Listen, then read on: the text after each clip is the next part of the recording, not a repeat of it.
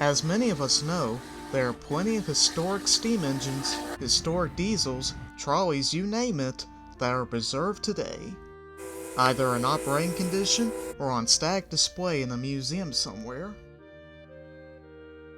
But sadly, not every engine gets to have a second chance. Either the idea of preservation never crossing that person's mind, or simply not caring at all. Hello everyone, and welcome to my first top personal list of Top 6 Missed Opportunity Locomotives for Preservation.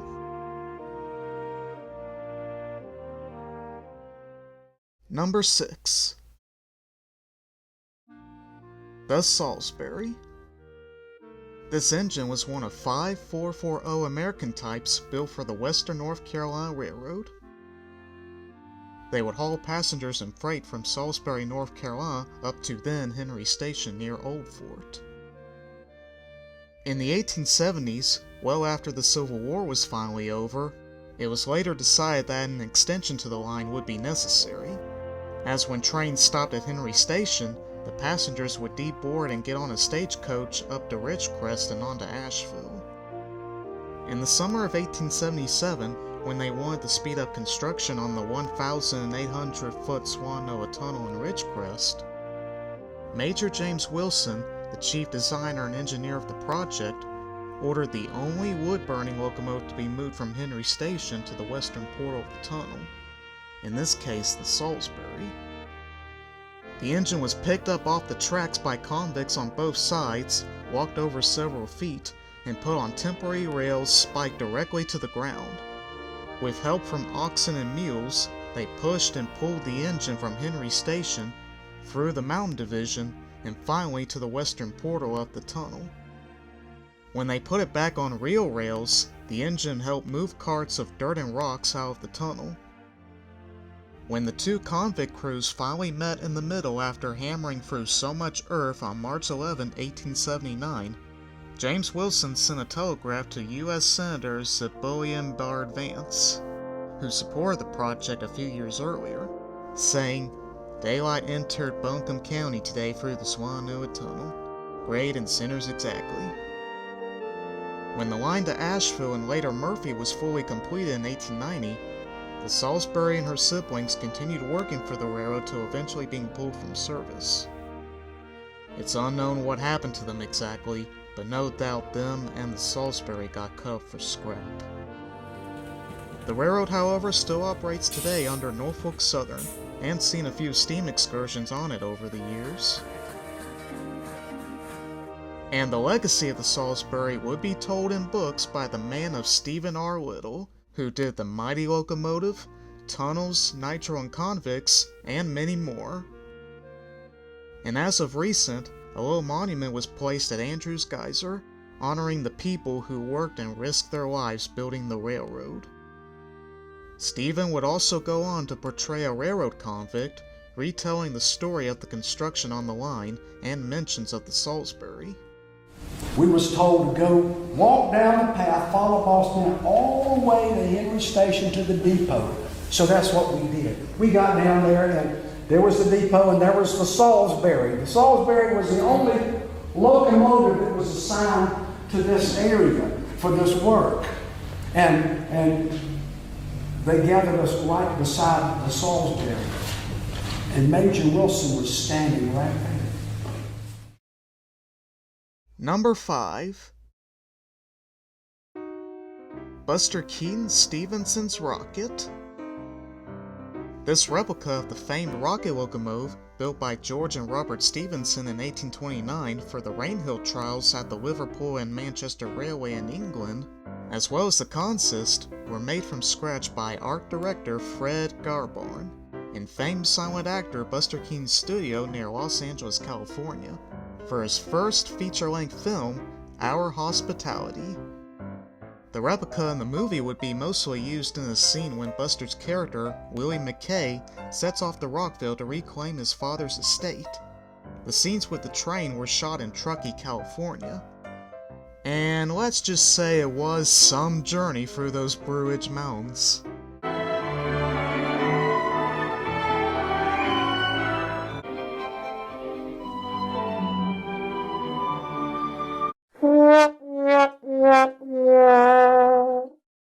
It would also be used in another scene later in the film when one of the Canfield brothers goes after Willie.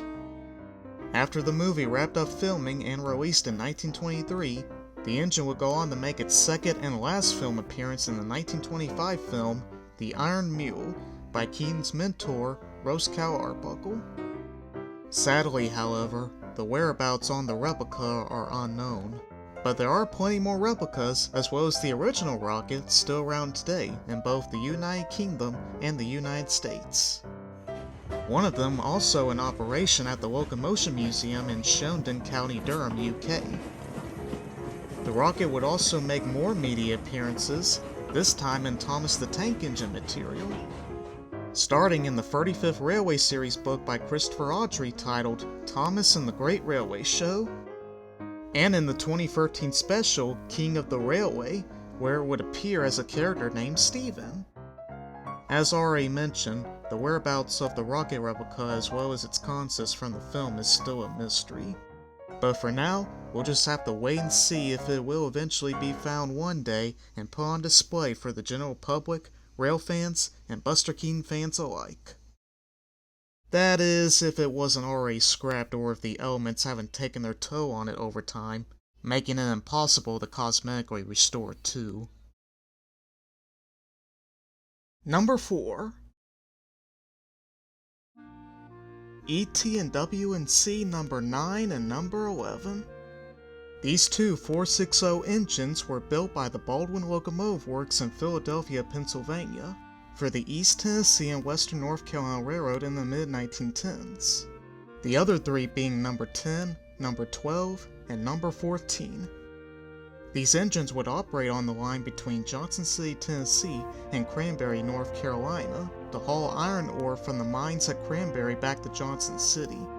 And during the Great Depression in the 1930s, the railroad would give free rides to the locals, making the ETWNC a railway with a heart of gold. In 1919, the line also had an extension route to Boone, North Carolina, dubbed the Linville River Railway, till floodwaters washed it away in 1940, deeming that part of the line a total loss. In addition, the railroad would also see struggle due to the rise of automobiles and trucks taking over the cargo carrying, till World War II happened after the unfortunate events at Pearl Harbor, was when the railroad was seen working more than ever to help with the war effort. Engines number 10 and number 14 were sold off to the White Pass and Yukon Railroad in Alaska to help out with them during the war. After that though, the railroad was struggling yet again, and the narrow gauge system officially closed on October 16, 1950. 10 and 14 would unfortunately be scrapped due to a fire breaking out in an engine shed on the White Pass and Yukon, resulting in both engines being damaged beyond repair. As for number 9 and number 11, when the railroad's narrow gauge system closed down, they were offered to be put on display in Johnson City and Elizabethton. However, both towns were not interested in the slightest, resulting in both engines being scrapped. Number 12, however, would eventually manage to press on to newer heights. The engine was purchased by rail fans from Virginia and taken to the newly made Shenandoah Central Railroad in Penlaird, Virginia. But in 1954, just like the ETWNC extension to Boone, the line would be washed away in floodwaters due to Hurricane Hazel. Number 12 would then be purchased by Cowboy actor and singer Gene Autry to move to California for use in his movies. But the price to move number 12 was too high and later changed his mind about the idea. Not long after, however, Grover Robbins Jr. of Blowing Rock, North Carolina would buy number 12 and bring her to his new attraction, Tweetsie Railroad, which in fact was the official nickname of the ETWNC given by locals due to the engines having the whistles echoing off the valleys and mountains.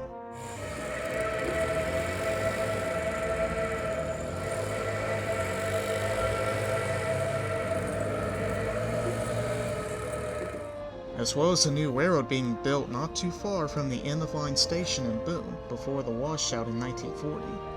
The line would start out like Shenandoah Central with a picnic stop in the woods, but then would grow into the first Wild West theme park of North Carolina, and number 12 has operated there since then. and became the sole survivor of her class today. While both 9 and 11 unfortunately met their demise due to Johnson City and Elizabethton not wanting them, not only would number 9's number plate be saved from scrap, however, but also her whistle would eventually be found and temporarily placed on former White Passing Yukon number 190, aka the Yukon Queen, during Tweetsie Road's annual Heritage Weekend in summer of 2017. Also during number 12's 100th birthday, number 9's whistle can be viewed today at the Southeastern Narrow Gauge and Shortline Museum in Newton, North Carolina.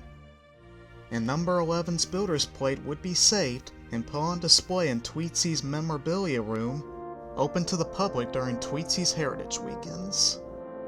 As for the ETWNC right-of-way, the railroad would still operate on its standard gauge portion of the line till eventually abandoned in 2003, and would later become today's Tweetsie Rail Trail.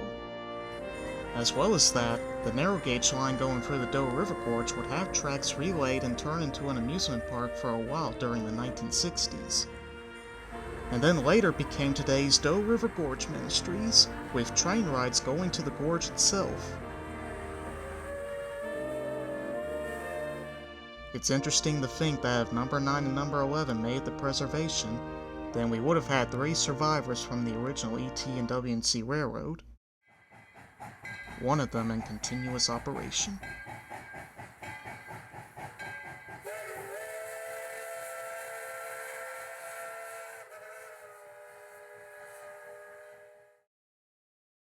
Number 3.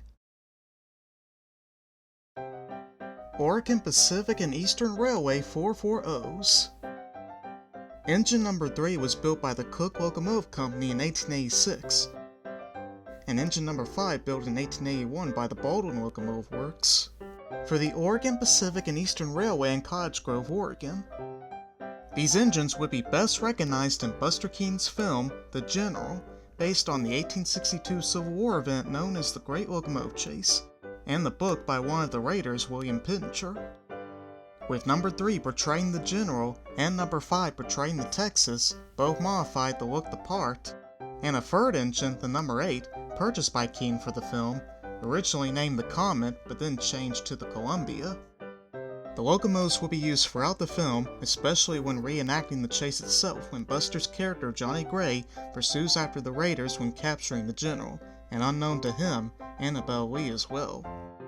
Later in the movie, when it came to the climax, the number 8, aka the Columbia, would be redressed as the Texas due to the number 5 being in better working condition, and would be involved in an artificially built bridge by the film crew for a sequence when the Northern soldiers try to cross the river, only for the trestle to give way, causing the engine to go down after failing to cross.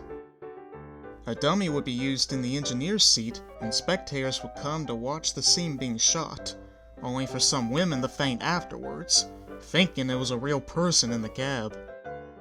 After filming wrapped up and released in Japan in 1926 and America in 1927 the next year, the engines would continue serving the railroad hauling trees and lumber out of the forests, till 1941 when the number 3 that portrayed the General was scrapped.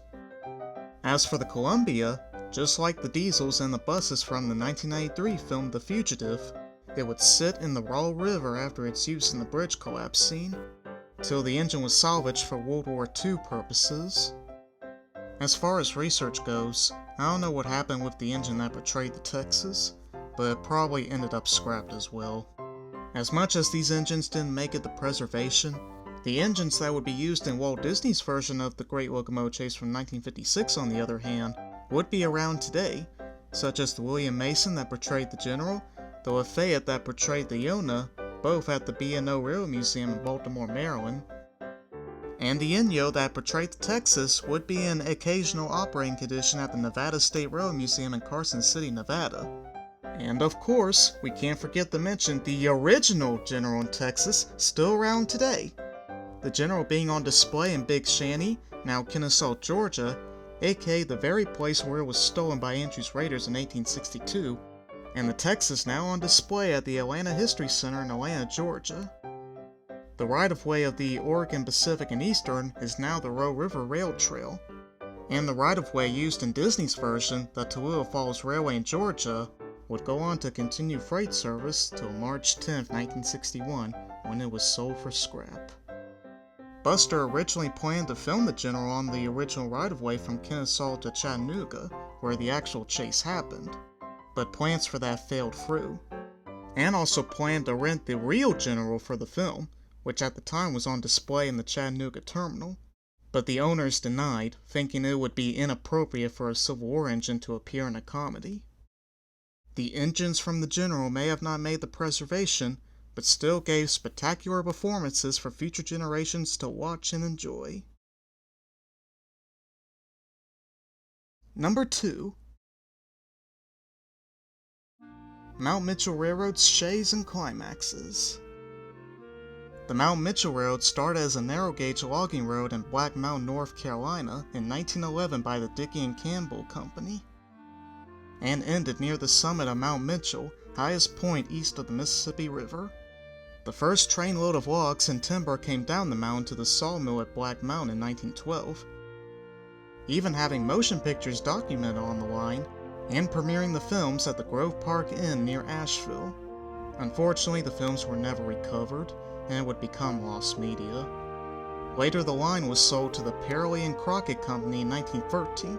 The railroad owned a total of 2 Lima-built shays, 5 climaxes, and a single 040 switcher built by the Cook Locomotive Company. After the purchase, they would continue logging operations, as well as both Fred Purley and William Crockett having the idea of possibly starting tourist trains on the line. In 1914, after a few trial excursions with 3 crude coaches, they were convinced that operating passenger service would be successful and not interfere with the logging operations. Southern Railway would build specially made passenger coaches for the railroad in their shops at Asheville. The people would board the train at a station in Black Mountain, interchanging with the Southern, and take a 3-hour journey up to the newly built Camp Alice below the summit, which was completed on May 27, 1916. The tourism proved to be very successful, and by 1918 would become one of the famous stops in all of the eastern U.S. When it came to automobiles to get to the station, on August 3, 1918, a train wreck happened on the southern beyond Swannanoa, but thankfully it didn't stop the tourists, learning that using the automobiles could get to the station and not miss the train. But the same year, the railroad had to halt passenger operations due to World War I, and having to make more logging trips than usual up and down the mountain to make gliders for the war. In 1921, both logging operations and passenger trips ended, permanently closing the railroad, and by 1922, the tracks were removed and the right-of-way became the Mount Mitchell Motor Road/Tow Road.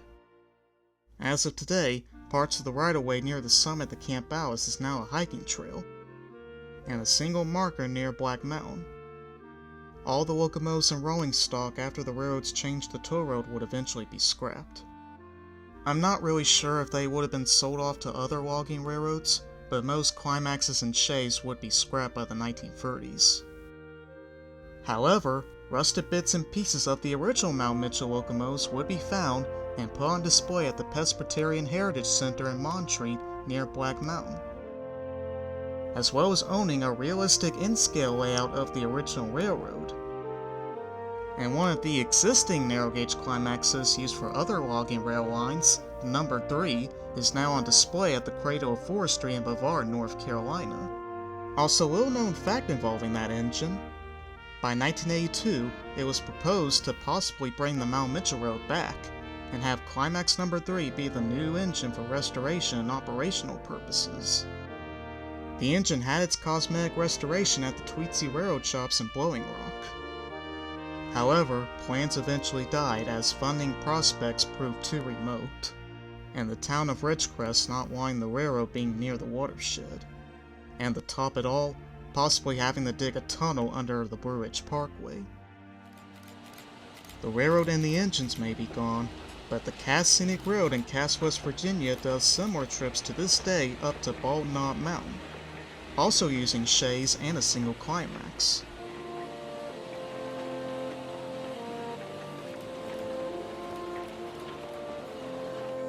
Heisler number 6, also from Cass, is temporarily being used at the nearby Durban and Greenbrier Valley Railroad. And side note, author Jeff Lovelace would write the book called Mount Mitchell, Its Railroad and Toll Road. Before we get to my number 1 pick, let's go over a few honorable mentions. And just to let you know, it's only 2.